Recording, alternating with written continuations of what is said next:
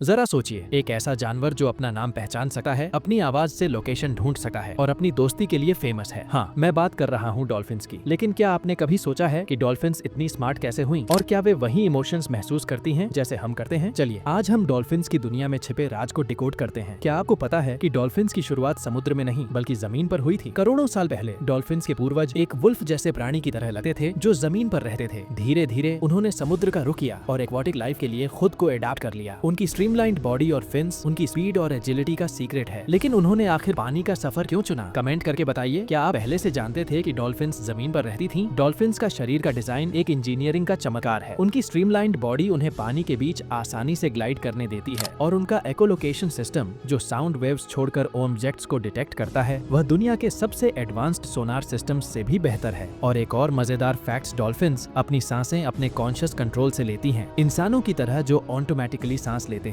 मतलब अगर डॉल्फिन को नींद लेनी है तो वह अपने दिमाग का आधा हिस्सा एक्टिव रखती है और आधा सो जाता है। डॉल्फिन सिर्फ स्मार्ट नहीं बल्कि जीनियस है। क्या आपको पता है कि उनका ब्रेन साइज बॉडी के अनुपात के हिसाब से काफी बड़ा है और उनकी कम्युनिकेशन स्किल्स तो और भी इंटरेस्टिंग है। डॉल्फिन्स यूनिक विसल्स का इस्तेमाल करती हैं, एक तरह का पर्सनल नाम अपने पॉड के मेंबर्स को बुलाने के लिए। वैज्ञानिक मानते हैं कि वे आपस में जोक्स, प्लान्स और शायद सीक्रेट्स भी शेयर करती हैं। अब सोचिए, अगर हम उनकी भाषा समझ लें तो क्या राज सामने आ सकते हैं? आप क्या सोचते हैं? क्या डॉल्फिन्स एक दिन इंसानों के साथ बात कर पाएंगी? डॉल्फिन्स का सामाजिक जीवन बहुत दिलचस्प है। वे पॉड्स में रहती हैं, एक परिवार जिसमें टीम वर्क और निष्ठा होती है। अगर एक मेंबर घायल हो जाए तो पूरी पॉड उसका ध्यान रखती है। और क्या आपको पता है कि डॉल्फिन्स खेलने और दोस्ती करने में समय बिताती हैं, बिल्कुल इंसानों की तरह। लेकिन हर समाज में नियम होते हैं। अगर कोई डॉल्फिन रोग हो जाए या ग्रुप का रूल तोड़ दे तो उसे ग्रुप से अलग कर दिया जाता है। प्रकृति में भी न्याय प्रणाली होती है। डॉल्फिन्स के व्यवहार के अध्ययन से पता चलता है कि वे भावनाएं महसूस करती हैं। जैसे अगर एक माँ डॉल्फिन का बच्चा मर जाए तो वह उसे दिनों तक अपने साथ ले जाती है, जैसे वह अपना दुख व्यक्त कर रही हो। वहीं एक सफल शिकार के बाद पूरी पोड़ मिलकर जश्न मनाती है, लीप्स और क्लिक्स के साथ। आप क्या सोचते हैं? क्या यह डॉल्फिन्स की भावनाओं का प्रमाण है? अगर हाँ, तो वे इंसानों के कितने करीब हैं? डॉल्फिन्स और इंसानों के बीच का बंधन काफी पुराना है। इतिहास में डॉल्फिन्स को भगवान के संदेशवाहक माना गया है। लेकिन यह कनेक्शन सिर्फ आध्यात्मिक नहीं है। अक्सर डॉल्फिन्स इंसानों की मदद करती हैं, जैसे उन्हें शार्क से बचाना या पानी में गाइड करना। क्या यह सिर्फ जिज्ञासा है या सहानुभूति? जो भी हो, यह बंधन एक रिमाइंडर है कि हमें इनका सम्मान करना चाहिए। डॉल्फिन्स के लिए समुद्र सुरक्षित जगह होनी चाहिए, लेकिन प्रदूषण, ओवरफिशिंग और हैबिटेट डिस्ट्रक्शन ने उनका जीना मुश्किल बना दिया है। कई प्रजातियां गंभीर रूप से संकटग्रस्त हो चुकी हैं, लेकिन हम उन्हें बचाने के लिए कुछ कर सकते हैं, जैसे ocean cleanups, sustainable fishing practices और डॉल्फिन्स के प्राकृतिक आवास को बचाना। आप क्या करेंगे डॉल्फिन्स को बचाने के लिए? कमेंट्स में जरूर बताइए। डॉल्फिन्स सिर्फ एक जानवर नहीं है, वे एक जीवित उदाहरण है कि प्रकृति कितनी सुंदर और बुद्धिमान हो सकती है। अगर हम अपने महासागरों को साफ और सुरक्षित रखें तो ये जीव भविष्य की पीढ़ियों को भी प्रेरित करते रहेंगे। तो चलिए एक छोटा कदम लेते हैं, महासागरों को साफ रखने का वादा करते हैं। अगर आपको डॉल्फिन्स के बारे में कुछ नया सीखने को मिला तो इस वीडियो को लाइक करें और सब्सक्राइब जरूर करें। मिलते हैं अगले एपिसोड में एक नए दिलचस्प टॉपिक के साथ।